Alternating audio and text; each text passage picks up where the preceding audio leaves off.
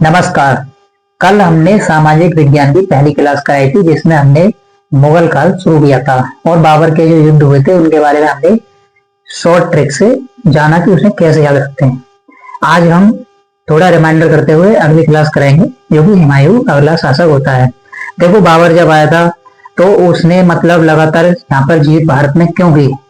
क्योंकि उसके पास में तुगलमा युद्ध नीति थी और ऑटोमन पद्धति थी और उसने मतलब ये तोप का युद्ध यूज किया था। ठीक है।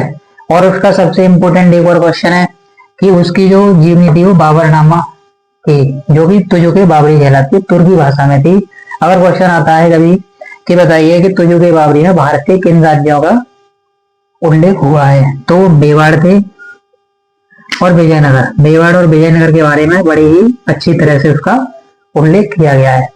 1526, 27, 28, 29 चार युद्ध उसने लगातार लड़े थे जिसकी ट्रिक हम पिछले क्लास में बता चुके हैं।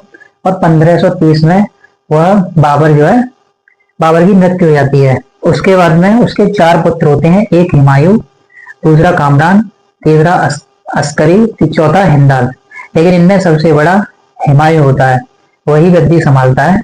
और बैठते ही वह सबसे पहला युद्ध देवरा का युद्ध 1532 में लड़ता है और जीत जाता है। दूसरा युद्ध शेरशाह से 1539 में लड़ता है और जीत जाता है। लेकिन तीसरा युद्ध जो होता है 1540 में, जिसे कन्नौज का युद्ध या बिलग्राम का युद्ध बोलते हैं, उसमें शेर खान जीत जाता है और अपनी उपाधि शेरशाह की धारण करता है। वह बहुत ही प्रतापी राजा था जिसने मुगल मुगल शासक हुमायूं को बुरी तरह से परेशान कर दिया और उसे अपने राज्य को छोड़कर अपनी जान बचाकर वो बुरी तरह से वहां से भागता है। लेकिन इस बीच में 1540 से 1555 तक शेरशाह का वंश चलता है, जिसने ग्रैंड ट्रक रोड शेरशाह ने ग्रैंड ट्रक रोड बनवाई थी। ये क्वेश्चन भी आता है कि बताइए ग्रैंड ट्रक जीटी रोड किसने बनाया था? शेरशाह सूरी। शेरशाह सूरी ने ग्रैंड ट्रक रोड बनवाया, जो आज जीटी रोड से सबसे लंबा रोड है।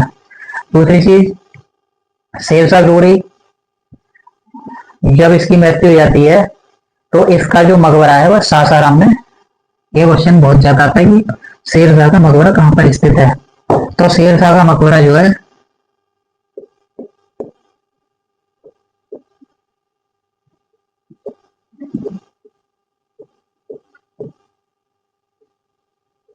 मकबरा सासाराम,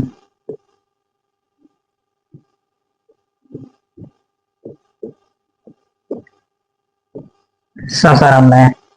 लेकिन क्या होता है कि हुमायूं जो बाहर रहता है उसके बाद में वो धीरे धीरे धीरे धीरे अपनी सेनापति करता है और उसके बाद में 1555 में वह दोबारा दिल्ली सल्तनत पर हमला कर देता है, जिससे वह 1555 में सर हिंद का युद्ध जीत जाता है और दोबारा अपनी सल्तनत वापस मुगल का युद्ध वापस आता है। अब ये चार युद्ध होते हैं। अब बताओ चार युद्धों को हम कैसे याद रखें? इसके लिए हमने एक लाइन की ट्रिक बनाई। अगर आप याद रखेंगे तो आपको चार युद्ध रहेंगे याद। देखो, पहला युद्ध देवरा का युद्ध था। मतलब मैं ट्रिक बता देता हूँ।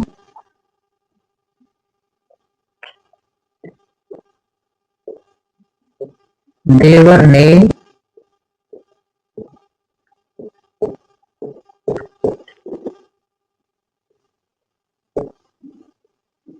64 काज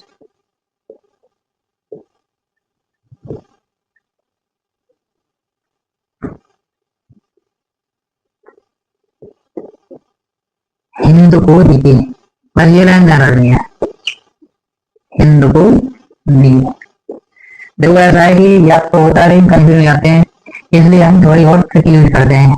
यहाँ पर की पॉइंट है देवर, यहाँ 64 काज और हिंद।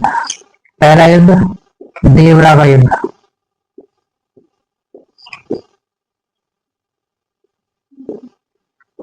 1532 में। दूसरा चौसा का युद्ध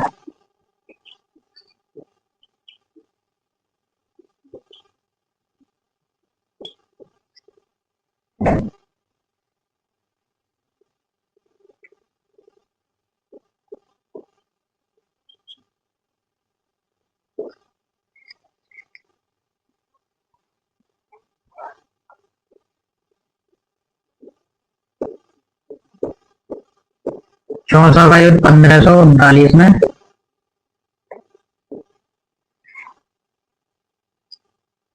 अब ये कौन सा था? कन्नौज। कन्नौज का हुआ था 1540 में। और हिंद मतलब सरहिंद 1555 में। यहाँ से हुमायूं दोबारा से अपने शासन को प्राप्त कर लेता है। अब देखो इसमें दो बातें और थी कि हुमायूं ने दिल्ली सल्तनत में सबसे पहले सोने के सिक्के हुमायूं ने जलाए थे मुगल काल में। मतलब अगर ये पूछा जाए कि दिल्ली सल्तनत में सबसे पहले सोने के सिक्के किसने जलाए थे, तो वो हुमायूं ने जलाए थे सोने के सिक्के।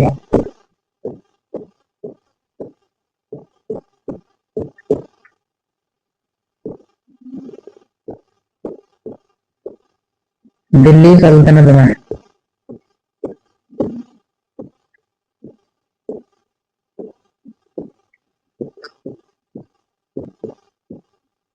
सबसे पहले किसने जलाए थे? हुमायूं।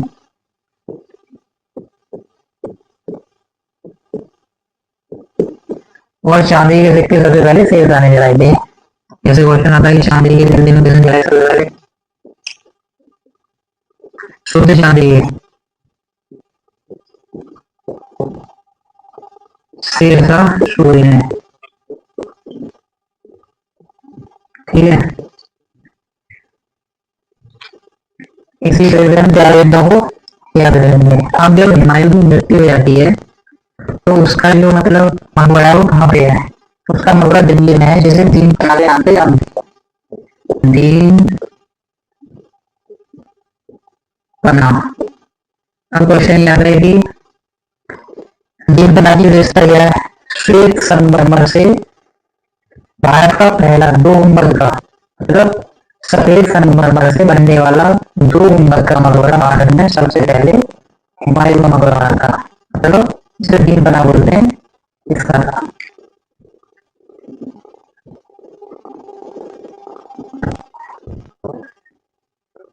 और हुमायूं की जो जीवनी है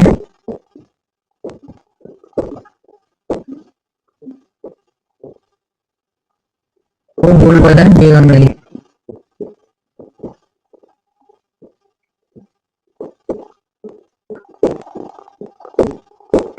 इस तरीके से हुमायूं के शासन काल में जो भी इम्पोर्टेंट है, जो क्वेश्चन आ जाते हैं, वो इस तरीके से हम याद रखेंगे। हम छोटी छोटी वीडियो के माध्यम से पूरा मुगल काल खत्म करेंगे। उसके बाद में लास्ट में प्रैक्टिस कराएंगे जो भी एक्सपेक्टेड और इम्पोर्टेंट क्वेश्चन होंगे या प्रीवियस ईयर में आए हुए होंगे। अगर कोई लंबी ज्यादा मतलब पूरी तरीके से रिविजन नहीं याद करना है, इसे धीरे धीरे अगर आप वीडियो देखोगे एक दो बार तो आपको ये सारी चीजें याद रहेंगी। और विश्वास करना कि ये क्वेश्चन बहुत ही इम्पोर्टेंट है, जो कि आने के पूरे पूरे ध्यान रहेंगे। आपको इन्हीं समझने से पूरा पेपर देखने को मिलेगा। ठीक है, नमस्कार।